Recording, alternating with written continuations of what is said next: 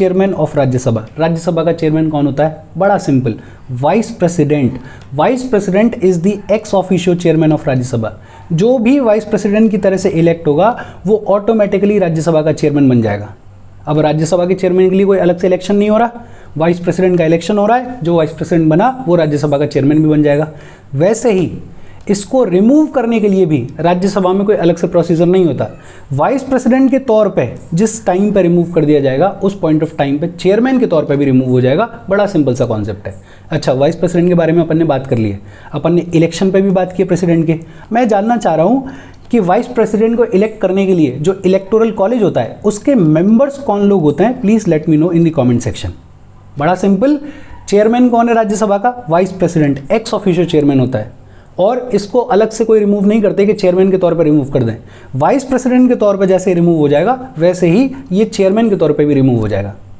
अच्छा, अगर vice president किसी भी पॉइंट ऑफ टाइम पे प्रेसिडेंट की तरह से एक्ट कर रहा है या प्रेसिडेंट की ड्यूटीज को फुलफिल कर रहा है, परफॉर्म कर रहा है, तो उस ड्यूरेशन में he does not perform the duties of the chairman. जब भी वाइस प्रेसिडेंट प्रेसिडेंट की तरह से एक्ट करेगा तो वो चेयरमैन की ड्यूटीज को फुलफिल नहीं करेगा। और राज्यसभा के चेयरमैन के पास में वो सेम पावर्स हैं, वो सेम फंक्शंस हैं जो लोकसभा के कॉन्टेक्स्ट में लोकसभा के स्पीकर के पास में है।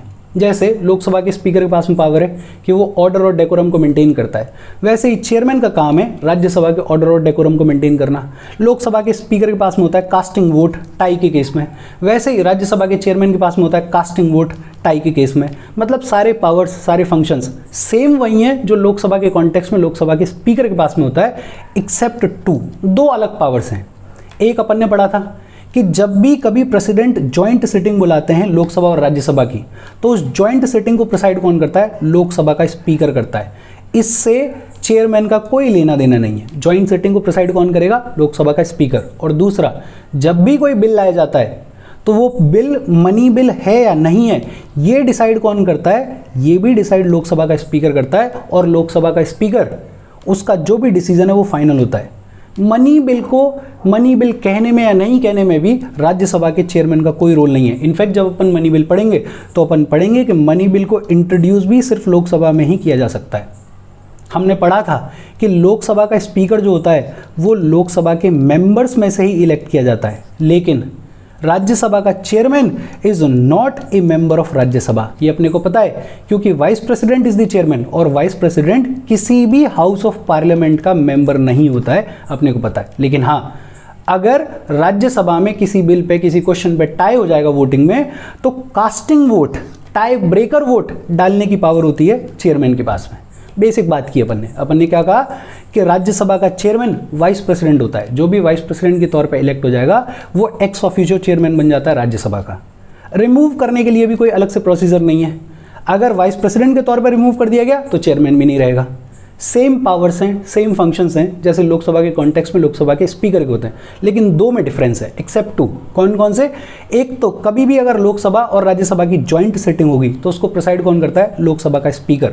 चेयरमैन का कोई लेना देना नहीं है। और दूसरा, अगर कोई बिल लाया जाएगा तो ये डिसाइड करना कि वो मनी बिल है या नहीं है, ये डिसीजन भी किसका है? लोकसभा के स्पीकर का। इसमें भी चेयरमैन का कोई लेना देना नहीं है।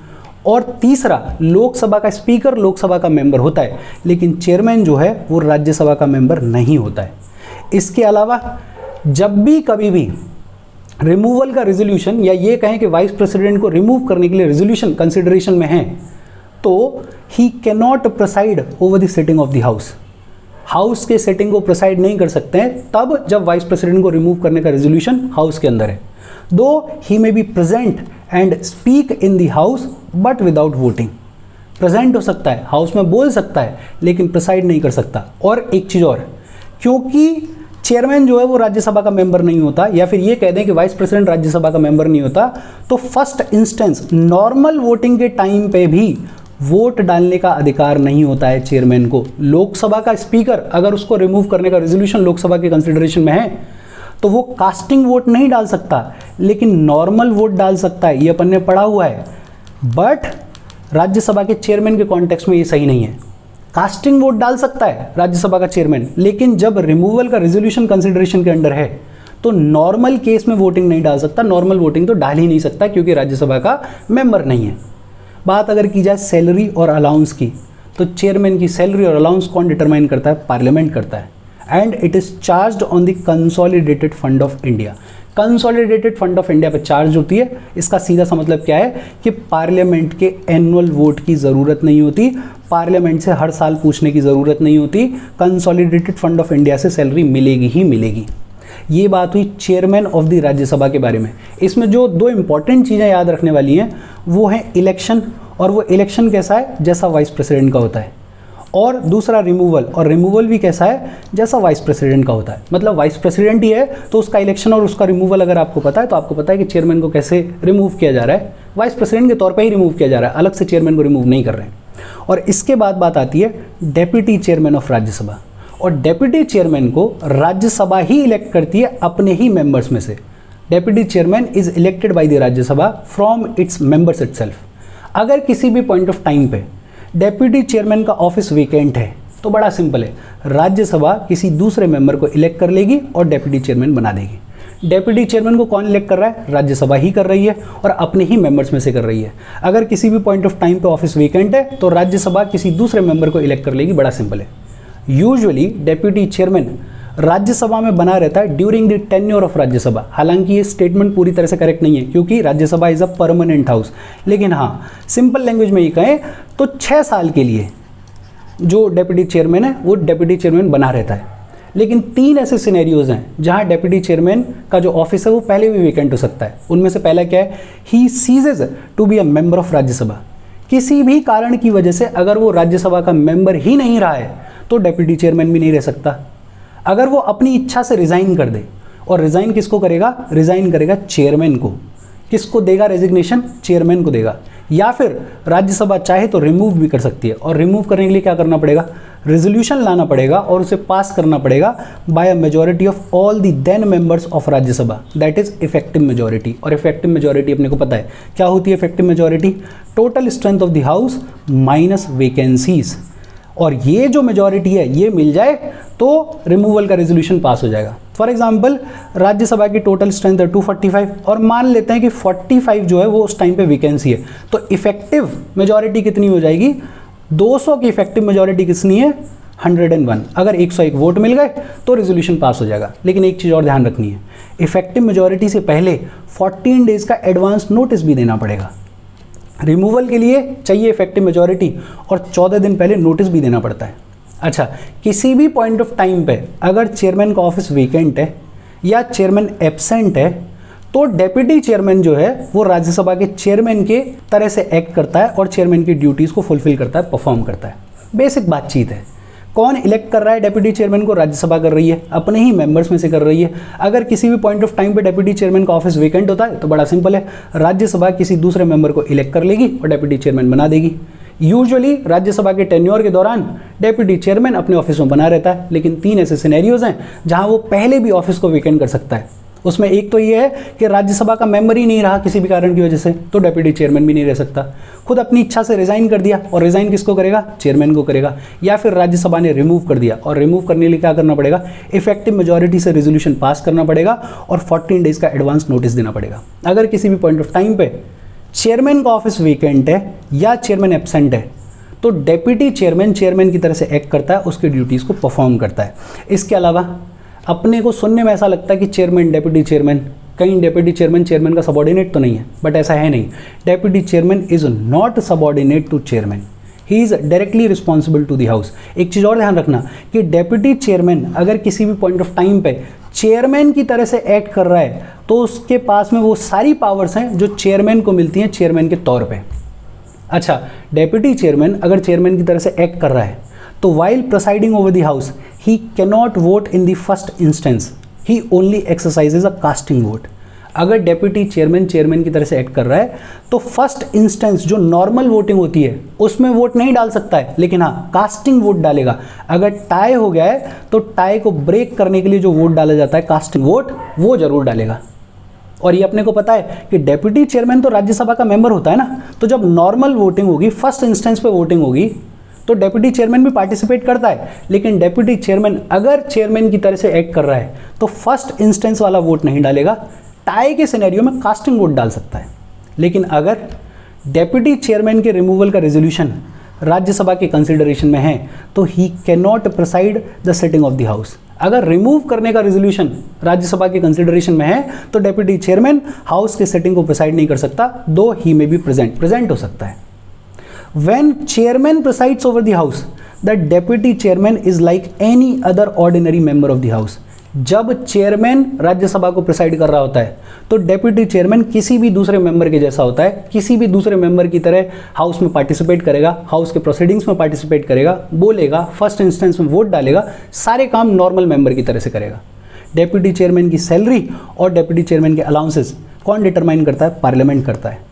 और इसकी जो सैलरी है ये होती है charged on the consolidated fund of India. और इसका मतलब कई बार बोल चुके अपन, इसका मतलब ये है कि पार्लियामेंट के एनुअल वोट की ज़रूरत नहीं है, हर साल परमिशन की ज़रूरत नहीं है, कंसोलिडेटेड फंड ऑफ इंडिया से सैलरी मिलेगी ही मिलेगी।